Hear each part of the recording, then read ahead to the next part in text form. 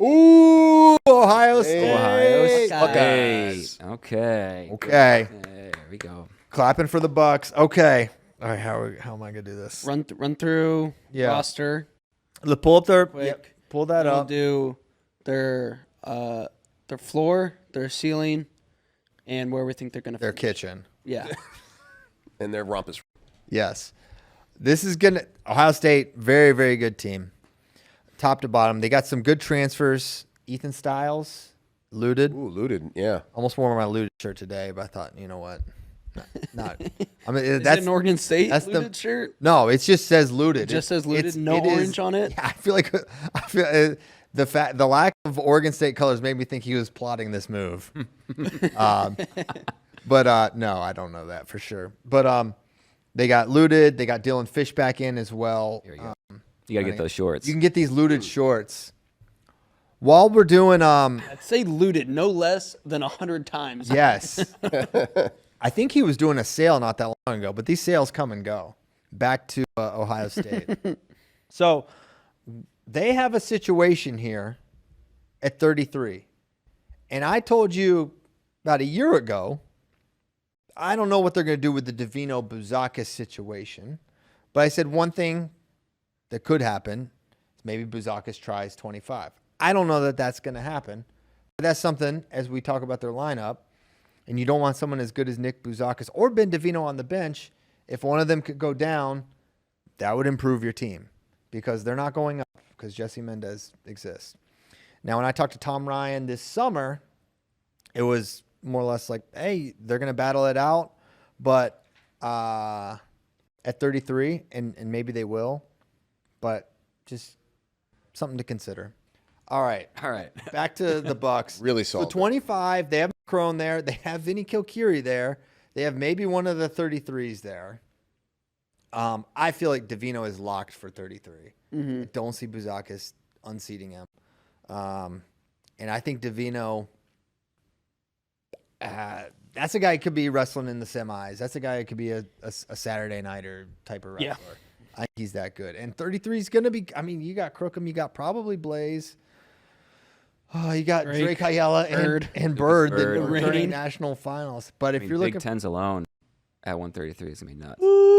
yeah, you got to get excited about it. And I just think Davino's that kind of a guy. The big thing for him, and Tom and I talked about this, like if he's firing, he's going to be really hard to beat.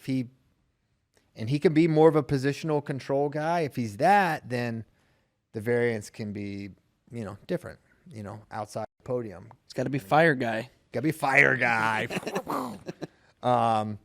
So yeah, it's a good start to their lineup. And then 41, they got a pretty good guy there too, Jesse Mendez, 2-time champ. And he's likely to win again. No question who they're going to have there. Or 49 with Styles. They've got some depth with Maddox Shaw there, who's listed as a redshirt, but you got the 5-match rule. But Maddox could fill in very well if something happens to Ethan for an injury or whatever. And then 57, Brandon Cannon is someone who I think is really going to be he came on at the end of last year. Yes, he did. He was not the starter for much of the year, and then he came on, and he's really good. I think he's going to be even better this year. I think he places. And really, man. He was round of 12 last year. Yeah, dude. He had that. What was his crazy? Fish. Caleb Fish. They challenged him out of like 4 near fall or something crazy. Like he had like all these points, and then Tom Ryan challenged it, and he talked about this candidly. Like I blew it. They took points away from him that he had already earned, and Tom was challenging for more. And I didn't agree with the call, really, but they did it. And then I forget who he lost to on the Zerbin. Lost to Zerbin and Fish. Got zerbed up. So, yeah, that was tough. But no, look for a good year for Cannon next year. And then 65, there's a lot of battles at Ohio State because you've got Ethan Burden as well as Patty Gallagher at 65, 2 really quality guys. Maybe I favor Patty, but maybe not. I don't know. I don't know who to go with there. Doesn't Ohio State usually broadcast somehow their Yeah. wrestle-offs? They make that an event. So On the Cavelli. Yeah. So I like that. Would like to see that. And then Carson, Fishback are pretty well locked at 74, 84. And then 97, you've got Geog, Shoemate, Rogotsky, all kind of battling. Like Rogotsky's like getting really big. And so they have 3 guys. And the crazy thing is I feel like they're all like sort of a similar. Close. They're very different wrestlers. But kind of, you feel like they're all going to end up at about the same Yeah. place. Rogotsky's crazy with all his weird reversal stuff. Shoemate's kind of crazy too.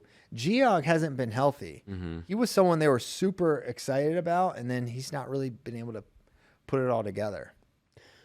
My kind of big question for Ohio State this year is, what Nick Feldman are we going to get? For real. Are we going to get the Feldman after 2 years ago we thought was going to make a jump, really become almost a national title contender? Or the Feldman we saw last year where it was kind of like, what the heck is going on? Like, he actually kind of showed a little bit of regression, I thought. Last year. Results did. Yeah. Absolutely, they did. He beat Davison his freshman year. He was right there with Greg. And then talking with Nick in that interview, the Godali loss like really had a huge impact, like really messed with him. Losing to him at the All-Star like made him like second guess, and he got really who got way more conservative. So now he's like, he's training to be a guy that's just constantly on the attack. Another fire guy. Yeah, he's going to be a fire guy. And I think that's what we see. And I think we see a step forward for Feldman this year. And maybe he reemerges as a guy that can. That'd be great. That'd be fun because he is a fun guy to watch. He still can hit some insane stuff. But, yeah, I mean, him being 0 for Keeter, I think 0-3. I just did not expect that. And even though Ben's great, that's just not something I anticipated. So, step forward for Nick Feldman would be huge. And for, the aspirations for Ohio State, they're a team that can, I think, reasonably contend for a trophy. Is this a second-place team? I feel like there's one team, and then there's a bunch of, I think, really comparable squads. And I think Nebraska, Iowa, Iowa State, Ohio State are all, and Oklahoma State maybe, all in a similar state, similar standing. I agree. Who's going to perform best yeah, And March you just don't 19 know. through 22 or whatever? they all have stacked lineups, and it's like, who on that day, who's going to step up? They all. Last year was Nebraska. Yes. Who's going to have the tournament? Can they do it again? Right? And who has the most sure things? Like Nebraska's got. Feels like Nebraska has the most. I agree Sure with that. things. That's what I was gonna say. They have AJ, they have Brock Hardy, Intro. and Trell Taylor, and then also Minto. like Minto. You feel like it's Yeah. for that to be for Chris Minto to be like your 4th most sure thing. Like that's a pretty good team. I'm a little worried about Minto weight this year. I think he's going 74. 74. Okay, never mind. I couldn't believe he made 65 once after walking by him in the hall. He's so huge. He's so big. I also feel like Nebraska has guys that could overperform. Like looking at Chance Lamer, not ranked right now to All-American. He's not ranked. To All-American. Oh, okay, gotcha. LJ Araujo, I think he's really good. I think he could score points at NCAAs if he's 165. And then even like Cal Lordson upside at 125. If he's their guy, If he's their guy. like Kohler. Or Kohler. But, yeah, it feels like Nebraska is the most sure team coming in, just with how many returning All-Americans they have. Yeah. Yeah, I mean they have a champ and a finalist, and well they have 2 champs technically. With AJ. Finalists with AJ. Yeah, 7 All-Americans, I think, returning. Yeah, pretty good. Yeah.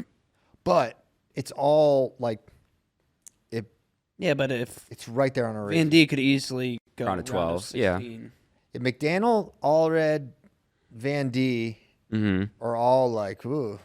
They're not for sure returning. Cantrell, back you on can't podium guy. say is not a very high placer this year, but like going into the tournament, like Nobody was picking him to win. No, dude, it was 57 was like the deepest weight class. They're like, maybe, I mean, Antrell could be a guy that I'd like to go back and look at all our previews and see where we were putting Antrell to finish. I'm sure for me it was like 5 through round of We 12. weren't going to put him beating Meyer Shapiro in the semi. No. What was he seeded? Because he got lost, stomped by Kasak. lost bad to Kasak. Did he get third? Let's see. I can't recall if he wrestled back for third at Big Tens. Or did Blazed? He split with Downey during the regular season Right. too, and Right, dual. Downey DNP'd last year. Mm-hmm. So that's like those were absolute wars with Ryder Downey. Like he's right there. So Antrell was the 3 seed. he was a 3 because seed. he beat Blaze last. Blaze beat him in the duel, and then he beat him at NCAA or at Big Tens. Am I remembering that He correctly? beat Conway, then he beat Jude Swisher, then he beat Bianchi close. 4-3 with Bianchi, right? And because Bianchi beat Downey. That was the upset there. Interesting. So, yeah. Anyways. I also feel like this Ohio State team doesn't have a super low floor. Like, I feel like, It has a high floor. or excuse me, yes. It has a high floor. That's Yeah, what you said. yeah. Yeah. Just with kind of like the big, like Jesse Mendez penciled him in to the finals, Yeah. basically. Davino, even though I know freshman, it's like 33 is deep though, but like, you feel really good about him. A little less deep. I mean, Ragusan we think's going up, and Romney's going up. But yeah, it's still deep. And I think helping that floor too is it's like, injuries are a part of every season, but they have enough depth where, guys can step up that are, not starting the year if they need them, and that True. and all be, in the hunt for a podium. Yeah, They're a really good dual team. super good dual team. Like they're a team they could win the collegiate duels or the national duels invitational. I think you picked Antrell Taylor to place 4th. I did. I think so, Yeah. And he's seated third, so I had him give him 4th. Yeah. Do we have their schedule? Have they released Thursday? I mean, we could Nebraska? decipher it. No, Ohio State.